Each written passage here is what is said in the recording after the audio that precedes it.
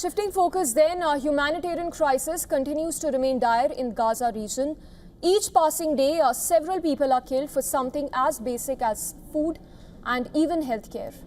According to the Egyptian Red Crescent Society, in the past 2 weeks, nearly 1,008 trucks have entered Gaza through Rafah region.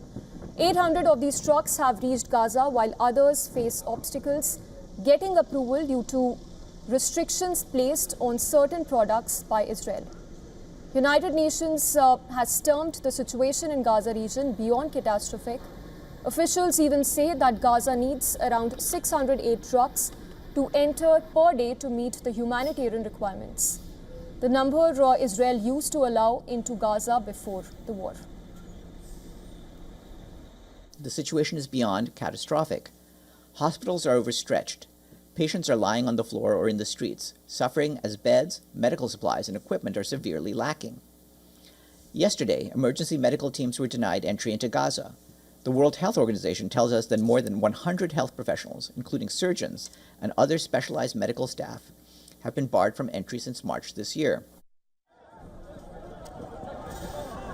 Hamas has said that it is ready to coordinate with the Red Crescent to deliver aid to hostages it holds in Gaza region, but only if Israel permanently opens humanitarian corridors and halts airstrikes during the distribution of aid in the war-ravaged region. Close to 200 Palestinians have died of starvation in Gaza since the war began. About half of them are children, according to Gaza's health ministry. According to local health authorities, more than 20 have died on Wednesday when a truck believed to be carrying food overturned as it was swarmed by a desperate crowd. United Nations Food and Agriculture Organization has warned that the Palestinian territory is on the brink of a full-scale famine. It even says that only 1.5% of Gaza's farmland, just over 2 square kilometers, is accessible and undamaged, while an overwhelming majority of its farmland, which is 86.1%, is damaged. The agency even says that people in Gaza are starving not because food is unavailable, but because access is blocked and local agricultural food systems have collapsed in the region. Israeli Prime Minister Netanyahu is now eyeing full occupation of Gaza and will today hold a security cabinet to approve Gaza's war plans. Many, including opposition leaders, are opposing this move. I've just told the Prime Minister that occupying Gaza is a very bad idea. In the state of Israel, we don't go to war unless the majority of the people are behind it, and the people of Israel are not interested in this war. We will pay too heavy a price, both in human lives and in billions of Israeli taxpayers' money. And joining us on the broadcast is Chris Doyle. He's Director of Council for Arab-British Understanding. He's currently the lead spokesperson of CABU. Mr. Chris, appreciate you joining us live from London. First up, it is now well understood that Netanyahu is planning military occupation of Gaza region. In fact, Donald Trump has left it to him, as we heard from him last. What do you think is the purpose that it serves for Israel when there are hostages still held captive by Hamas in Gaza?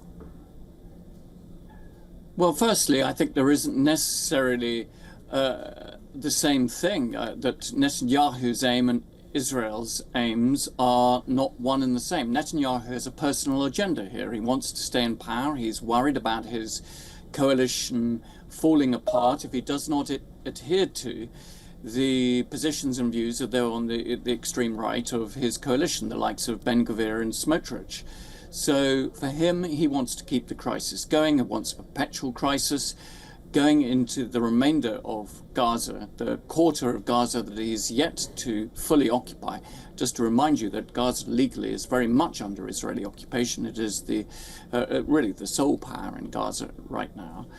And this would mean he could, at some point, if he did that, find the way to declare, in his own view, victory in Gaza. But, of course, there is massive opposition within Israel. I think that a lot of Israelis, understandably, after 672 odd days, want to see the release of those hostages. We think that 20 may still be alive. They do not see that this is a necessary war. It's costly in treasure, in blood. And they know also it's very costly in terms of Israel's international reputation, which has plummeted because of those horrific scenes of starving children, of famine that has broken out in Gaza, none of which is going to improve anytime soon, regardless of the amount of aid getting in, because it takes time to address this. It won't be able to be done with a couple of days extra aid. Right. Mr. Chris, in continuation to that very point, how do you see Donald Trump leaving it to Israel on the decision on Gaza region when there is clearly so much outrage around starvation and deaths for food in queue, the visuals that we've been witnessing from the war-ravaged region? Well, the major international actors have done everything except what they need to do.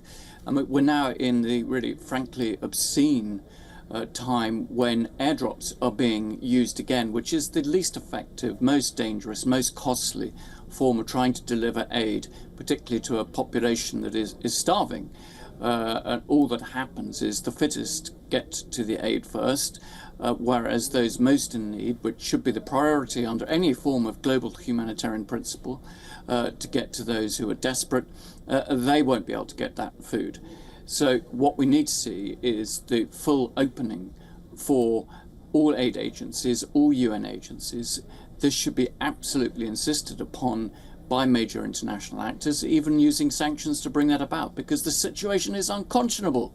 We are seeing the real-life, videoed, live-streamed starvation of a civilian population to the point of famine. And that this is allowed to continue speaks volumes about the unwillingness of major European powers, the United States, to exert meaningful pressure on Israel to live up to its legal obligations. Yes, Mr. Chris, just last question before we let you go. Gaza today is a picture of devastation and damage all over. What is it that Israel will be accomplishing through this move? Well, it'll be accomplishing, the partial erasure of Palestinian existence, that Gaza will essentially be uninhabitable at the end of this. There's no health infrastructure, no education infrastructure. The water sanitation infrastructure has been smashed. So it's going to take years and years and billions of dollars, which nobody has, to rebuild Gaza. It is a stunning indictment of our collective failure that this has been allowed to happen. So it's really hard to see how meaningful life can continue in Gaza after all of this. And, it may have achieved a short-term military defeat of Hamas.